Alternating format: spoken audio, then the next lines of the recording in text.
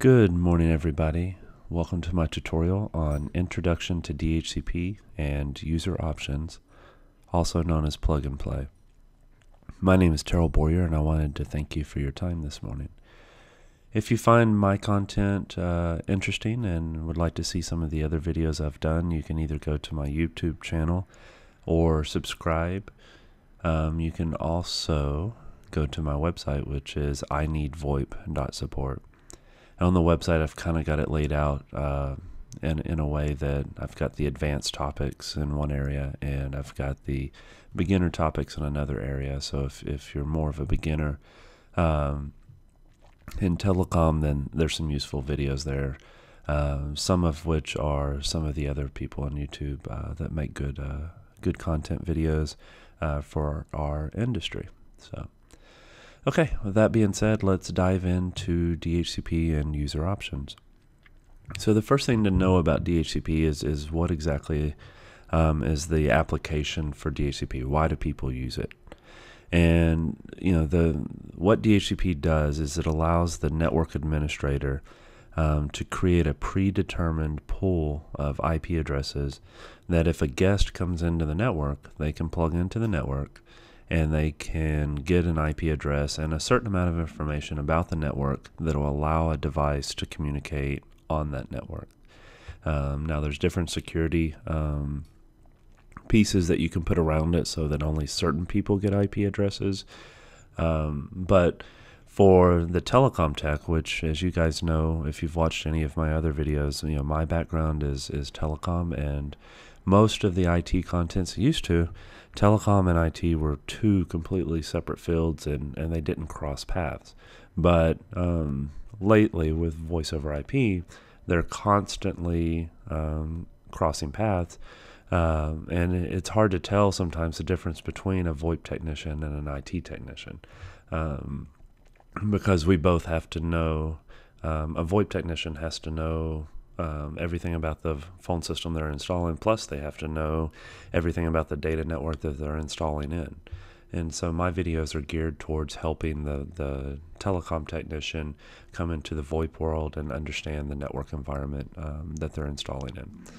So with that being said, this video is kind of geared towards the ability to deploy IP phones in an environment that requires that you've got a lot of IP phones that you're distributing, but you don't want to go around and manually configure each one of those IP phones. So there's a feature called Plug and Play that will basically allow you to plug the phone into the jack, and if your DHCP scope is set up properly, then excuse me, then if the DHCP scope is set up properly, then it will hand back the information that phone needs to register.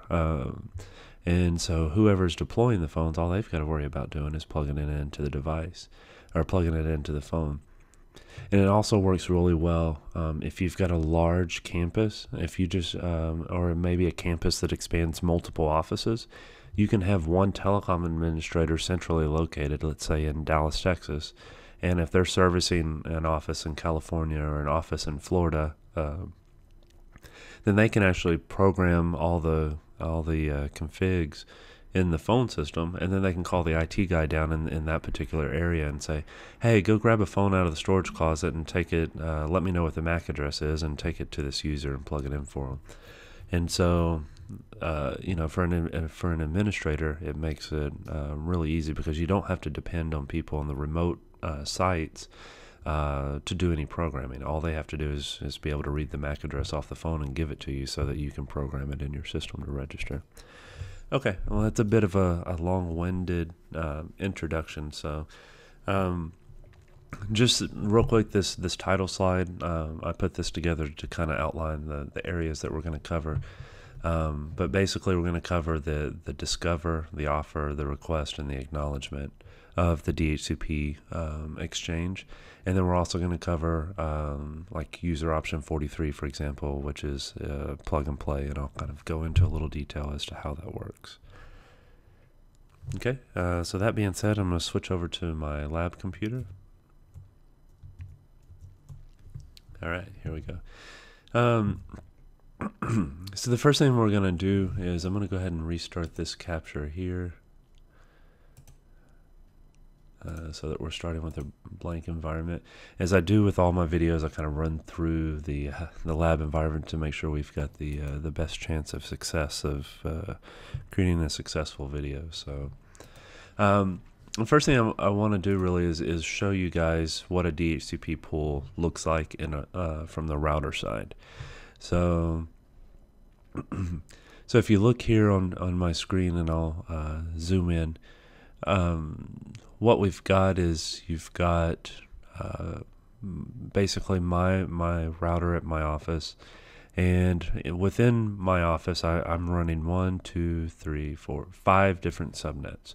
So basically this particular router is serving 5 different subnets on our network, and each one has slightly different parameters, but as you can see, I only have one subnet that has this code 43, which is what we're going to use for plug and play.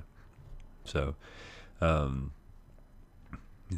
what we have here is we've got basically I've identified which VLAN, so that when the request comes in, the VLAN will be tagged, and it'll say, okay, for VLAN 231, this is the pool that I need to offer. If the VLAN ID is 240, this is the pool that I need to offer. If the VLAN's 200, etc., etc. So the first thing that I hand out, and these are all configurable options that you can hand back to the phone, but the phone is going to be interested in my environment. My phones are going to be interested in a couple of key components, which is one is going to be the IP address assigned to the phone so that it can communicate on the network. The second piece is going to be the gateway or the router, so that if it can't find the device that it needs to talk to on the network, it'll go to the gateway address, which is our router, and it will send that traffic to the gateway address, and then the router will need to know from that point how to route it out to other networks. So that's the IP address, that's the gateway. The other piece is how big is the network. It'll need to know the subnet mask. So pretty much any device that communicates on a LAN-WAN type network is going to need those 3 components. Now, the one additional component that we're offering out within this DHCP pool is going to be user option 43. And what this is this is the IP address of the phone system. So when the phone pulls down its IP address for itself, it's also pulling down the IP address of the phone system. Okay, so you can kind of see where we're headed with this. So within this DHCP pool, the other thing that's important to note is here I identify the network that the DHCP scope's going to be within. So by default, if I just left it right there, it would start handing out any available IP address within this network. So in order to avoid that, I have to include an exclude range. You never really want to, or at least I've never really wanted to hand out every single possible IP address in a range. I always save, depending on how many devices I have, at least 10 to 20 static addresses for things like servers or switches or just a PC that I may need to get to on that particular subnet. So I keep about 10 to 20 addresses available for static assignment. So I'll create an exclude range of anywhere between 20 and 100. So basically here I've blocked out let me go up here. I've blocked out 231.1, which is going to be my router address, all the way through 99, just in case I want to add static devices to that particular network. So basically the router will pick up and start handing out IP addresses at .100. So, and real quick, just so you can kind of get an idea of how many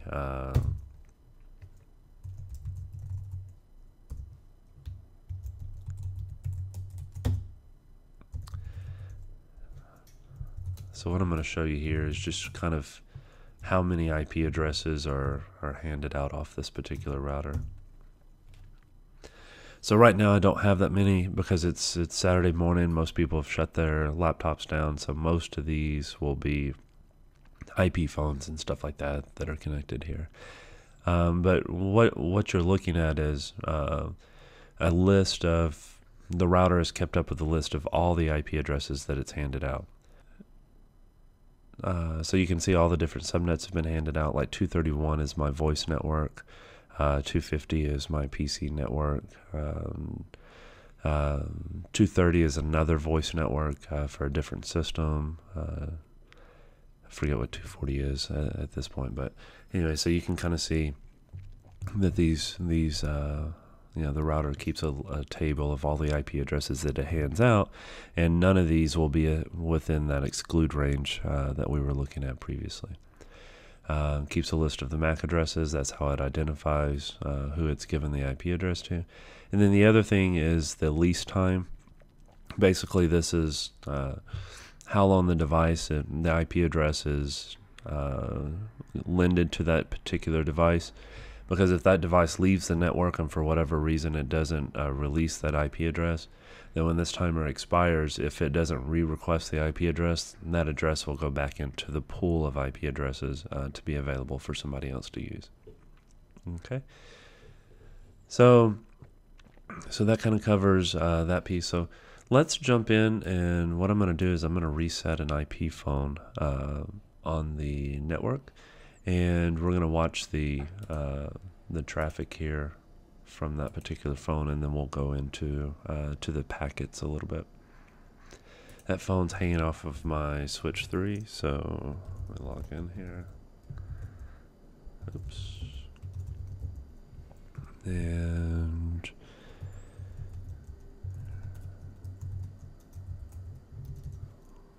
I've got a little bitty keyboard at home. I keep typoing. And I love the ability to turn on and off PoE remotely. So what I just did there is on my Ethernet switch, it's a PoE Ethernet switch, and I just went in and killed the power to that port, which turned the phone off. And now I'm going to restore the power to that port that the phone's hanging off of. And real quick, while that phone's rebooting, let me make sure my trace is going. Yep, it's going. Earlier, I couldn't find out where the phone was, so within the switch, I'm sure you guys know this already, there's a MAC address table. And so I was able to... oh, okay, it's not finding it right now because I killed the power on it, but... I can go and see which MAC addresses are off which port. So I actually logged into the phone system, and then I went and found the MAC address. So I can go here and go, okay, there's my MAC address. It's E1BF, and then I went back to my switch, and let me quit that. And I looked down here until I found E1BF MAC address, told me it was off of port 19. And then I could go in and kill the power to that particular port and then re-enable the power to that port just to reset the phone. And I'm running Wireshark so that we can see the DHCP packets. So let's jump here. We're going to go ahead and stop this trace. So every, well, not every DHCP exchange, but most common DHCP exchanges, you'll see this pattern, which is discover, offer, request, and acknowledge. Those are the 4 most common messages you'll see in the DHCP exchange. The discover message is, you'll notice over here, it's sent to a broadcast address. And basically, when you plug the device into the network, it sends out a broadcast message to the entire network. When you see this 255 all the way across, that basically says broadcast this packet to every device on the network, whether they're on a switch, a hub, no matter what. Every IP address on the network, please, broadcast this message. And what it is the way it's coded is it's a discover message. It's saying, are there any DHCP servers on the network? And here you can see that 231.1, which is my network's DHCP server, responded and said, yes, I'm here. And I do have an IP address that I can offer you. Just real quick, within Wireshark, if you want to see only DHCP messages, you can type in boot P for boot parameters. And that'll filter down. You can see I've got 8,000 packets in this trace, but I'm only displaying 7. One, because I filtered by the IP phone, but even further to filter down the traffic, I added boot P to that. So I'm only looking at DHCP traffic from this one particular IP phone in this request. So the discover packet, we'll kind of dive in here real quick. Looks like this. If you go to the bootstrap protocol line here, you'll see right now the client IP address is 0.0.0.0.0. If we go down through here, these options are how basically, if you look in the router side, which we'll do real quick, look in the router because it's information overload for DHCP, looking at the router side of this. But everything's configured as options. Option 53 is what type of message is this? It's an offer message. Actually, here's the discover message. Discover, everything's zeroed out. And this is useful to know that I've found and actually learned this making this video, so I'll use this in the future. If I don't know if a particular device supports plug and play, or if I don't know every parameter that can be configured by plug and play for that device, looking at this discover message, my assumption is this, is that the device, which is an IP phone in this case, is asking for all of this information. And so my expectation is that if it's asking for this information, that if I configure this information in the router, it'll actually configure itself with this information. So there's a lot more there than I was aware of. I was aware of user option 43, but it looks like you can actually program NTP servers, domain servers, static routes, router discovery. So you can do, and some of these options may be enable, disable, as opposed to providing like a full IP address. But you know, I have plans in the future, and maybe I'll do a follow-up video to go through and do some research on each of these options to see if there's anything else that I can be assigning to that IP phone that may be helpful for an installation.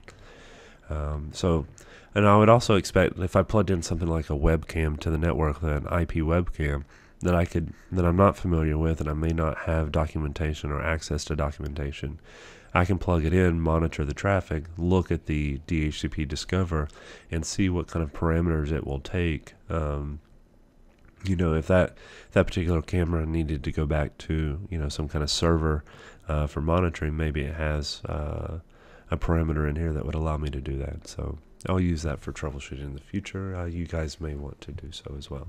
So again, first packet is discover. It's the device saying, you know, please give me, is there a DHCP server on the network? DHCP server responds back and says, yes, I'm here, and I have this IP address available. Then it's up to the device. The device has to officially request that IP address, or at this point it can say, no, I don't want that IP address. I've never actually seen that happen, but I'm sure there's, looking at the RFC for DHCP, that option is available, so there's got to be a scenario out there where the device says, nope, that address isn't going to work for me. And then the final phase is that the DHCP server will acknowledge the request, and basically at that point the lease time is expired, and there won't be any more chatter until either the device sends a release message, or the lease expires, and then you know, the DHCP server will inform the device that the lease is expired, or the device will request a new DHCP address at that time, and it may even request the same IP address. Okay, so discover offer.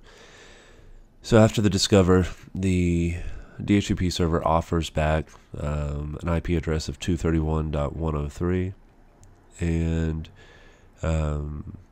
the other information that it offers is the that's the DHCP server address, but it offers the subnet mask, and then down here it assigns the router. So I could actually have a DHCP server that was .50 but still assign a router of .1. So the DHCP server and the router don't have to be one and the same. They can be two different devices.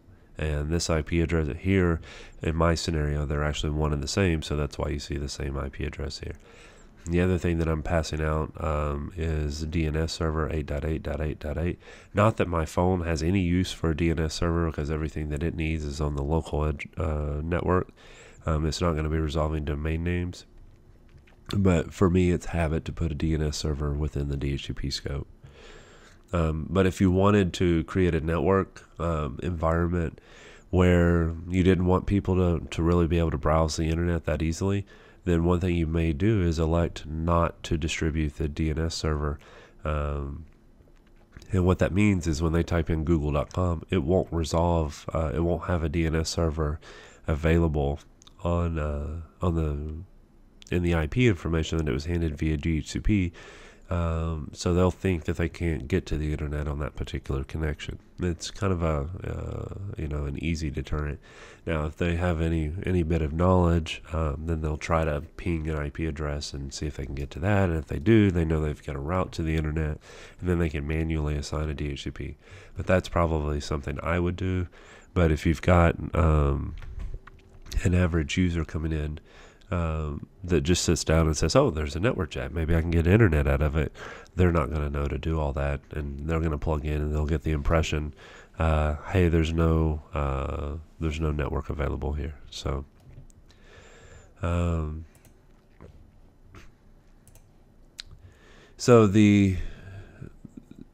that's an easy way to keep people off your voice network, is if your phones don't require it, don't hand out a DNS server. Okay, so that's pretty much it, with the exception of the plug and play option. So the way this works is I've programmed in the IP address of my phone system, and so now the phone has all the information it needs to communicate on the network, and it has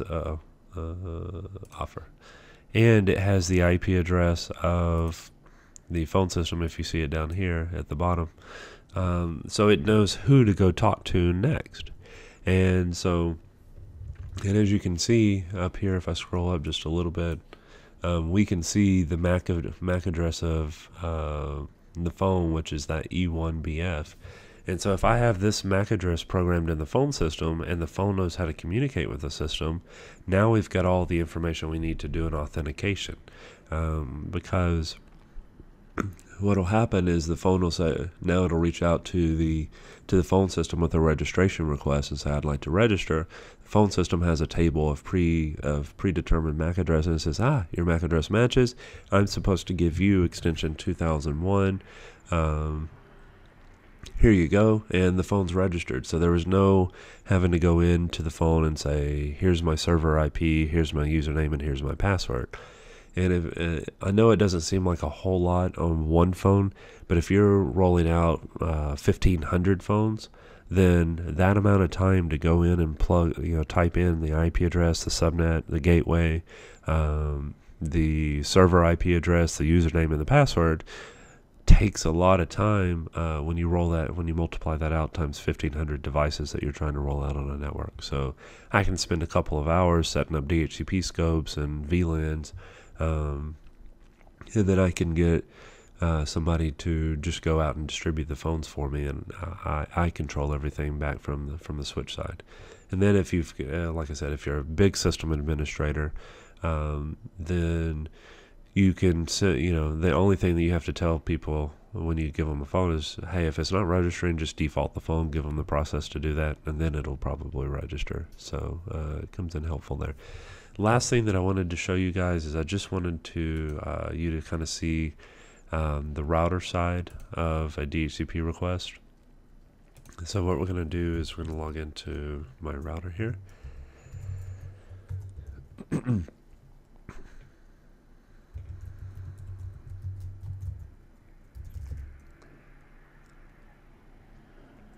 And we're going to do Debug Ip oops, not debug up, debug IP, DHCP, and we're going to do all, and then we'll do debug terminal to let it know where to display this information. And like I said, this is going to be information overload. So I'm going to go back over to my switch, and we're going to go admin, put in the secret password, and you're going to go configure.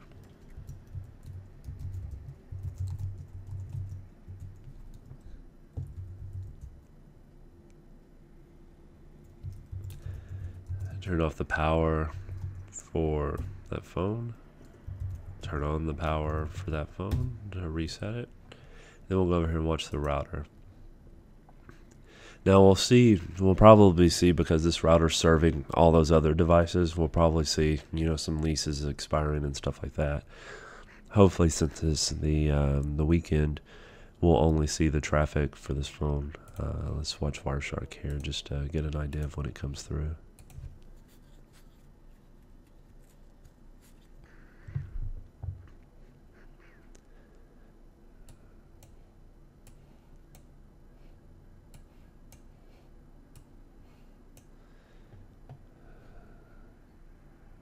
This is in the 230 subnet, so this isn't what we need. Oh, there we go. So we're going to go ahead and kill this. And we're going to kill this capture. Okay. So now, if we go and look, here's a discover received, and it's got the MAC address for, that's not the phone. That's going to be the MAC address for that particular interface. Here's the MAC address for the phone, which is E1BF. And so it says, okay, here's a discover request, and here's all the information that it's trying to discover. The next thing that you will see is going to be an offer request, which is it's going to be handing back that information or giving it a particular IP address out of that subnet that's available, the next one that's available. And if I look here very closely, we should see like an ICMP packet.